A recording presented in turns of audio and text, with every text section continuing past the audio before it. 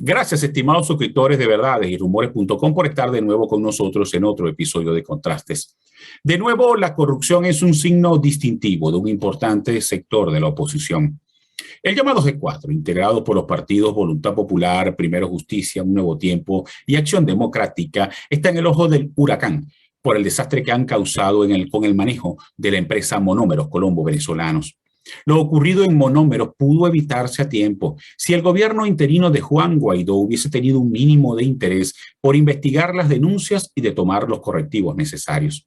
Pero además se pudo haber evitado si ese sector de la oposición hubiese manejado con honestidad y transparencia los activos del país en el exterior. Ante los señalamientos que se han hecho por situaciones irregulares, la única reacción de Guaidó y el interinato fue descalificar y perseguir a los denunciantes. En Verdades y Rumores, de nuevo, exhortamos a que el interinato y Guaidó admitan sus errores ante el país y busquen las soluciones a tanto desaguisado.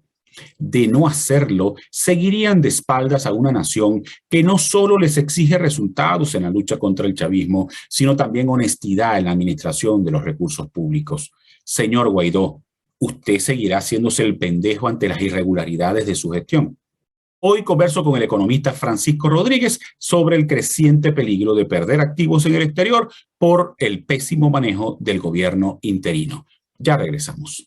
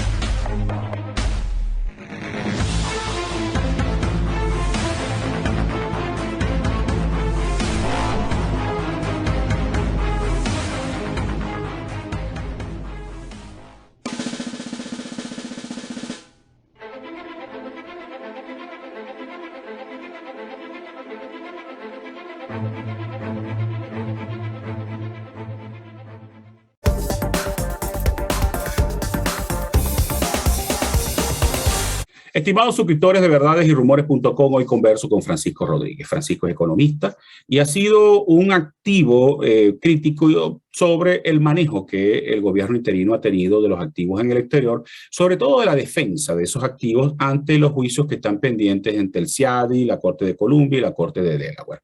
Gracias, Francisco, por haber aceptado la invitación a participar en Contrastes. Gracias a ti, Darwin. Buenas tardes y un gusto estar aquí conversando con ustedes. Francisco, unos minutos antes de iniciar esta grabación, lanzaste un hilo a través de tu cuenta Twitter en el cual explicas una decisión que tomó la Corte de Columbia y los peligros que implica esa decisión. ¿Podrías explicarle a nuestros suscriptores en qué consiste la sentencia? Efectivamente, la decisión de la Corte Federal del Distrito de Columbia le da luz verde a la compañía ConocoPhillips para que proceda con la ejecución de un laudo de 8.500 millones de dólares en contra de la República de Venezuela. Esa decisión la emite la Corte, viene de una demanda que interpuso Conoco ante el CIADI, que es el Tribunal del Banco Mundial para las disputas internacionales contra gobiernos, y una de las cosas más llamativas y más preocupantes es que la decisión se emite después de que los abogados de Venezuela no se presentaron. Más bien, Venezuela no respondió. Venezuela recibió una citación judicial. Cuando estamos hablando de Venezuela, claro, en el sistema judicial estadounidense estamos hablando del gobierno de Venezuela y el gobierno de Venezuela es el gobierno interino. Son los que tienen la representación legal de Venezuela. El gobierno interino recibe una citación judicial, no responde ante esa citación judicial. De hecho, en los documentos de la Corte, en las consideraciones, encontramos frases tan graves tales como Venezuela no es un niño ni una persona incompetente, por lo tanto es inexplicable que no se hayan presentado ante la Corte y por lo tanto la Corte dictamina inmediatamente a favor de Conoco. Esto marca una diferencia con la actuación de Venezuela y del gobierno interino en otros casos. O sea, normalmente estos casos se pelean, digamos, en todas las etapas por muchas razones, porque se pueden conseguir, o sea, si bien efectivamente es cierto que a Conoco se le expropió y es cierto que se le expropió Chávez, es cierto que hay una decisión del CIADI con respecto a este tema. Hay muchas formas en las cuales tú puedes retar o tú puedes incluso dilatar este proceso. Incluso muchas veces la dilación es una parte muy importante del proceso de negociación, o sea, subir de los costos a Conoco de tratar de ejecutar para tratar de llegar a un acuerdo. Y en estos casos yo siempre he dicho que hay que llegar a acuerdos con los acreedores, ciertamente con los acreedores que tienen deudas, que tienen creencias que parten de deudas en las cuales la nación incurrió. Nadie va a negar aquí que Chávez llevó adelante una serie de expropiaciones que además estaban en violación de acuerdos internacionales.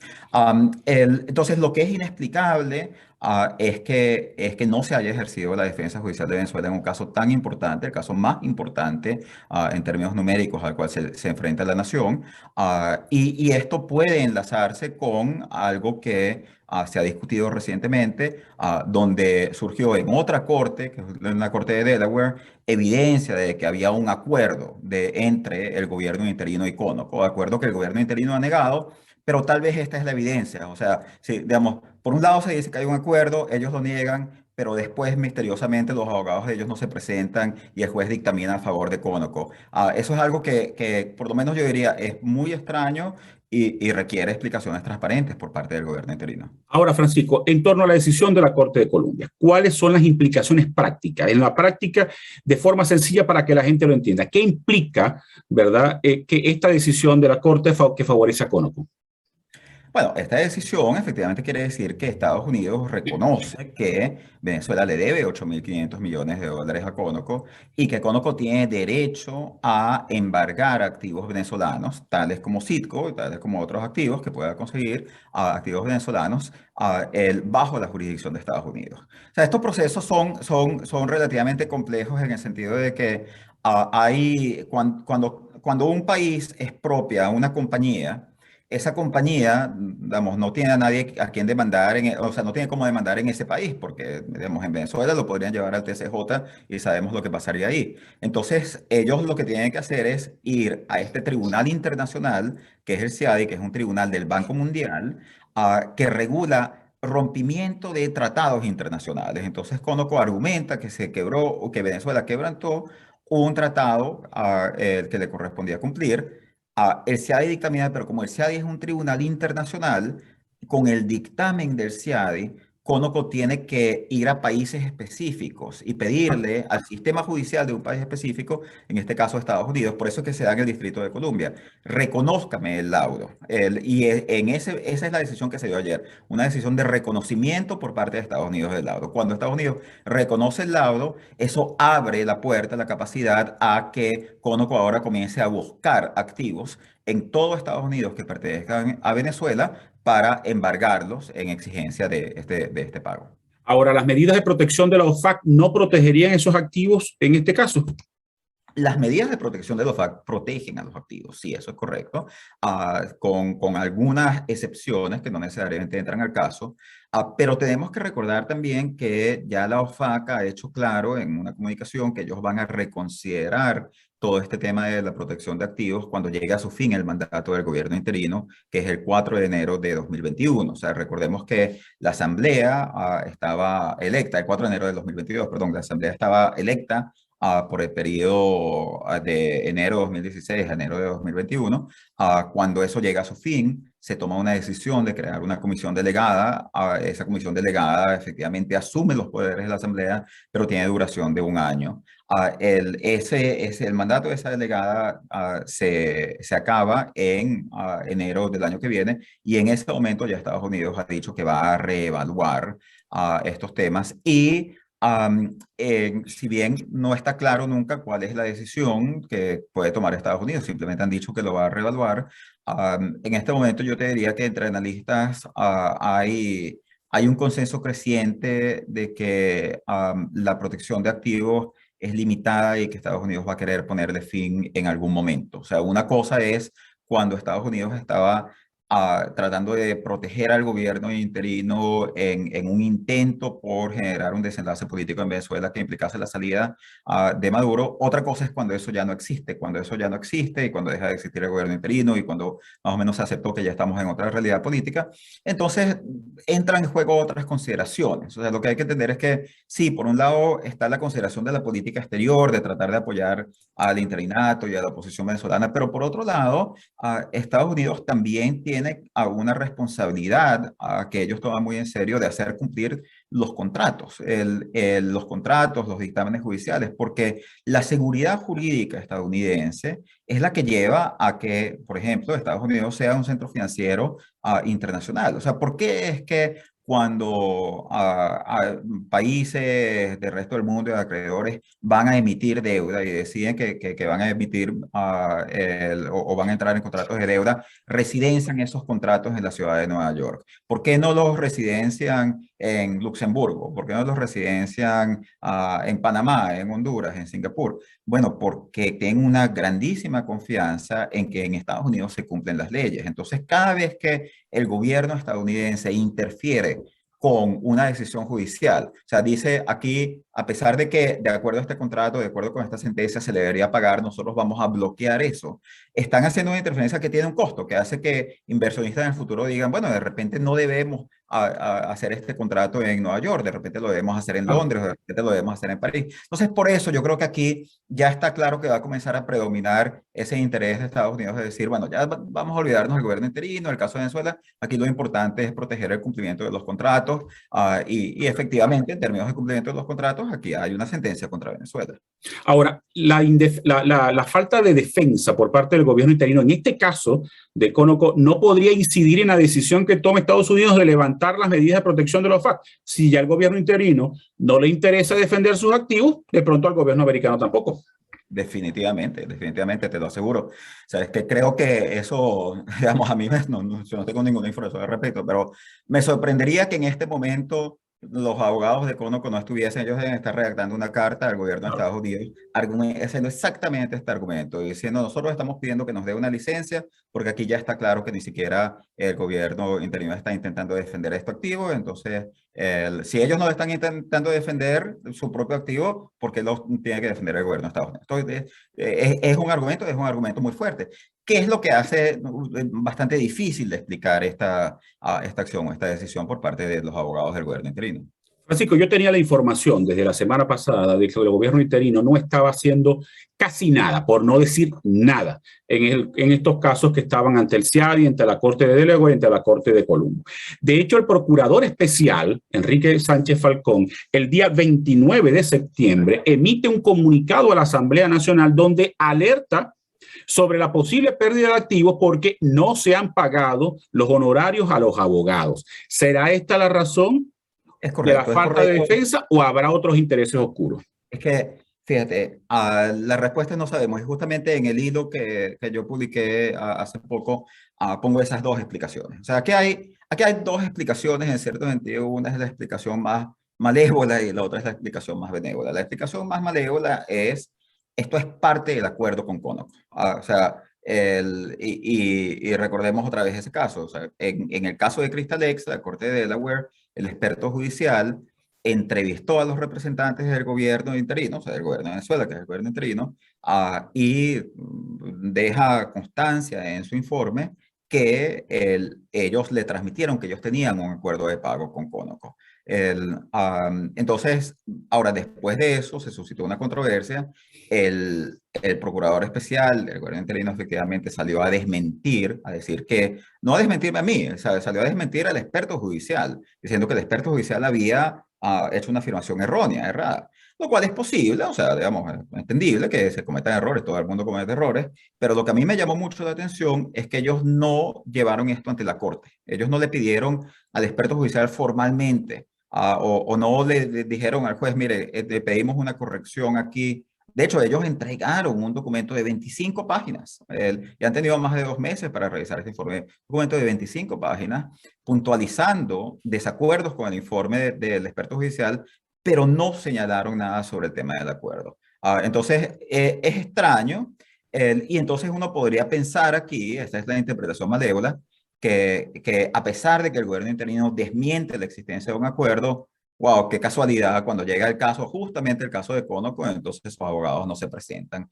Entonces, esa es una interpretación, que aquí hay un acuerdo, y ese acuerdo, y yo creo que lo que puede pasar es que aquí exista, que en realidad lo que haya reflejado el experto judicial, basado en información transmitida por los abogados, es que hay un acuerdo informal. El acuerdo informal, y de hecho hubo otra grabación de, no sé si recuerdas, hace aproximadamente un año, justamente que tuvo mucho que ver con la renuncia del procurador especial anterior, José Ignacio Hernández, donde se filtró una grabación, y en esa grabación él hablaba del acuerdo con Conoco, y él daba algunos detalles donde él decía que estaban en negociación para tratar de llegar a un acuerdo con Conoco, y que eso podría implicar que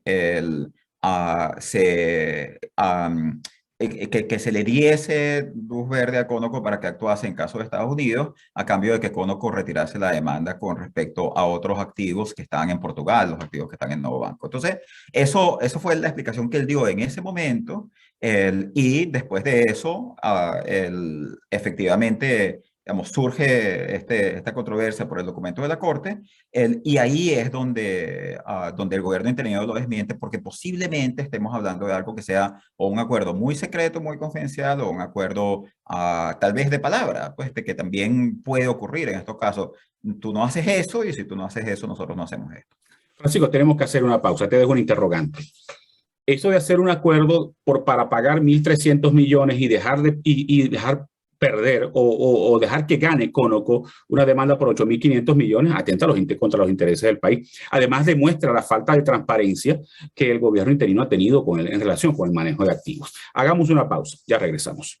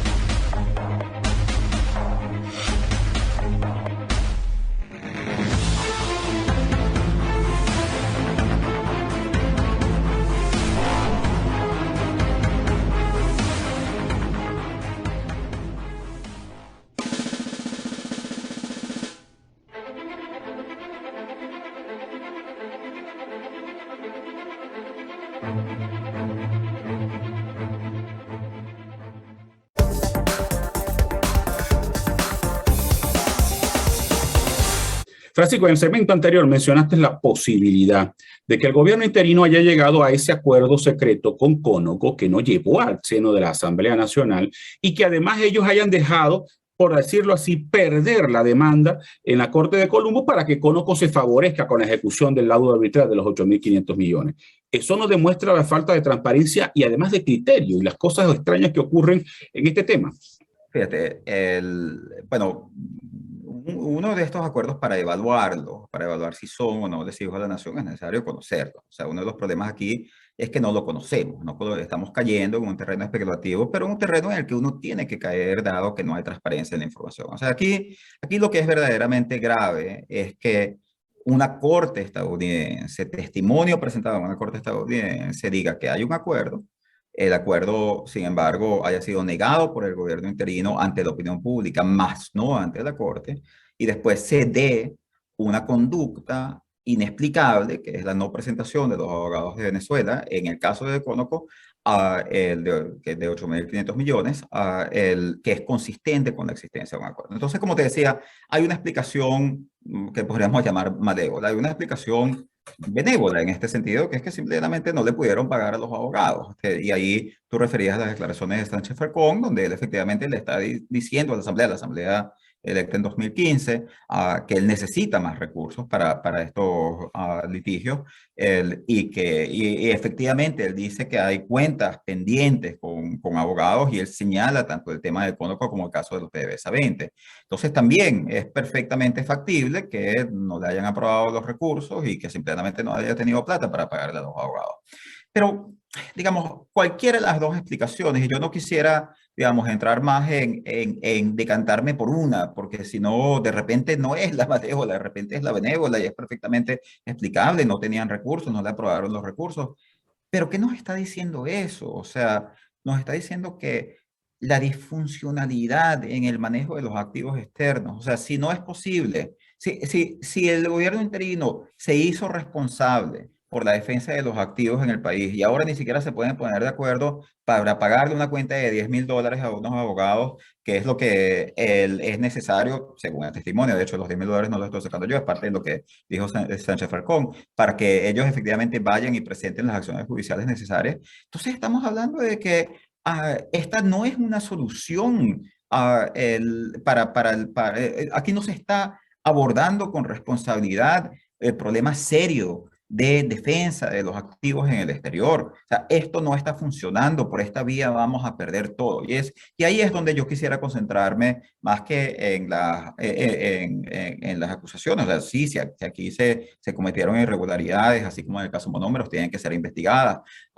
Tú me presentabas como crítico del gobierno interino, yo soy muy crítico de Maduro también, que creo que ha hecho Claro. igualmente malas, y de Chávez también, que además nos metió en gran parte de este rollo, porque estas empresas, hubo alguien que las expropió, que fue Chávez. Pues, entonces, pero yo en lo que me quiero focalizar es que nosotros lo que tenemos que tener es una discusión urgente sobre cómo nosotros solucionamos este problema. Si tienes una asamblea donde tú tienes un lío además, porque ahora lo que queda es G4 están todos enfrentados, unos van a elecciones, otros no van a elecciones, unos se están atacando, unos parece que salen y no. Entonces hay un lío de cuchillazos dentro de lo que queda de esa asamblea, tanto así como que no se pueden poner de acuerdo para pagar unas cuentas de abogados. Entonces estamos hablando de algo tan disfuncional que eso no puede, nosotros no podemos dejar el manejo de los recursos del país en un grupo que no puede ni siquiera tomar decisiones básicas. Pero yo tampoco quiero que se lo dejen a Maduro, porque yo creo que Maduro es igualmente problemático. Entonces, de ahí la propuesta que nosotros hemos hecho ante los negociadores en México, de que se cree y se nombre como parte del proceso de negociación una junta administradora de activos. Esta junta administradora de activos es una junta que debe estar integrada por personas nombradas mediante un acuerdo político, no solo un acuerdo entre la plataforma unitaria y el gobierno, sino un acuerdo amplio donde existe un proceso de selección, además en base a credenciales, participen otros movimientos políticos que no están representados en México, que participe la sociedad civil, que participe la academia, que la academia postule, que las universidades postulen a personas con manejo de este tema para que efectivamente formen parte de esta junta y que esta junta pueda informarle al país de forma creíble y transparente sobre cómo están avanzando todos estos procesos y además que sea capaz de lograr algo que yo creo que es fundamental y que ha fallado en estos casos, que es que parte de lo que está pasando aquí es porque el Estado venezolano, las capacidades del Estado venezolano se han dividido en dos, se han cortado. O sea, por un lado tú tienes la capacidad de producir petróleo y de generar ingresos petroleros que la tiene el gobierno de Maduro. Por otro lado tienes la capacidad legal de representar a Venezuela en Estados Unidos, que es en cierto sentido para efectos financieros del resto del mundo, la capacidad legal de firmar contratos y de firmar renegociaciones de deuda con empresas tales como Conoco y con otro tipo de acreedores que la tiene Guaidó. Entonces, cuando tú te vas a sentar con los acreedores o con alguien como Conoco y le vas a decir, bueno, vamos a llegar a un acuerdo, ¿qué necesitan ustedes para no embargar a Citgo? El acuerdo, se puede llegar a un acuerdo con Conoco y tal vez Conoco va a decir, bueno, nosotros queremos que nos devuelvan lo que nos expropiaron en Venezuela. O tal vez Conoco va a decir, nosotros estamos dispuestos a aceptar un acuerdo de pago en el que nos pagan tanto a lo largo de 10 años a través de un instrumento de tal forma. O sea, todo eso se puede hacer, pero eso lo puede hacer si tú vuelves a juntar la capacidad de representación del Estado venezolano en Estados Unidos que tiene Guaidó y la capacidad de generación de flujos de ingresos petroleros que es la que tiene Maduro. Esa es la solución que tenemos que buscar a este problema. Ahora, Francisco, el supuesto acuerdo secreto de pago con Conoco, además de la decisión de la Corte de Columbus, ¿puede incidir en otros casos como el de Crystal X y Owen, Illinois? Sí, esa es una buena pregunta. O sea, yo creo que digamos, la decisión de la Corte, o sea, usualmente estos casos funcionan de forma bastante independiente, porque, digamos, son deudas diferentes, no hay, o sea, hay situaciones muy especiales en las cuales los jueces deciden unir ciertos casos, pero esta no es una de ellas.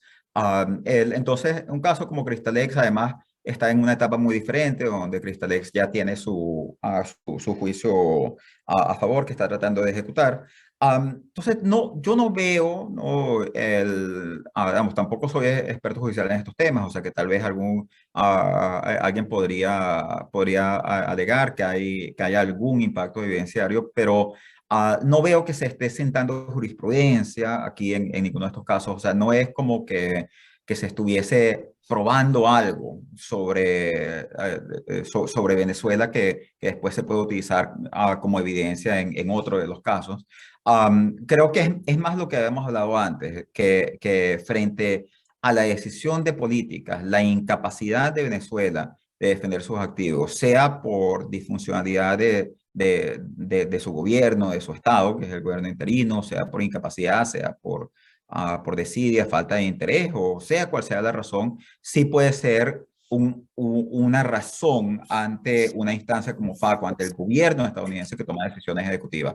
Pero creo que una corte lo que hace es considerar la evidencia de, bueno, aquí hay una deuda, esta deuda se pagó o no, esta deuda, esta persona tiene derecho a embargar activos o no. Y todos esos temas evidenciarios son diferentes de un caso a otro y no me parece que lo que ocurrió en esta corte necesariamente siente precedentes desde el punto de vista judicial. Ahora, si el gobierno interino no actuó en la Corte de Columbus, puede ser que tampoco lo esté haciendo adecuadamente en la Corte de Delaware y tampoco ante el CIADI, ¿correcto? Es que es perfectamente posible, ni tampoco en el caso de los PDVSA 20, que es otro caso y lo menciono porque lo menciona Sánchez Falcón. De hecho, él en los dos casos donde dice que ellos no han podido pagar facturas de abogados son el caso de PDVSA 20, el caso de Conoco. Entonces, tal vez él resaltó eso porque les parecían los más urgentes, pero sí, es perfectamente factible que nosotros veamos que pase algo así, o porque esta sea, digamos, es que, como te dije, no, o sea, nosotros necesitamos información transparente en este momento, no tenemos una explicación transparente de parte del gobierno interino. Ahora, esto es falta de recursos, esto es descuido, esto es una estrategia, de repente decidieron concentrarse en unos casos y no en otros. No lo sabemos, pero ciertamente si esto ocurre en un caso tan importante como este, no me sorprendería que ocurriese en otros casos también relevantes. Francisco, se nos agotó el tiempo. Te quiero agradecer de nuevo haber aceptado la invitación a participar en Contrastes. Muchísimas gracias, Darwin, por la invitación. Un gusto conversar contigo.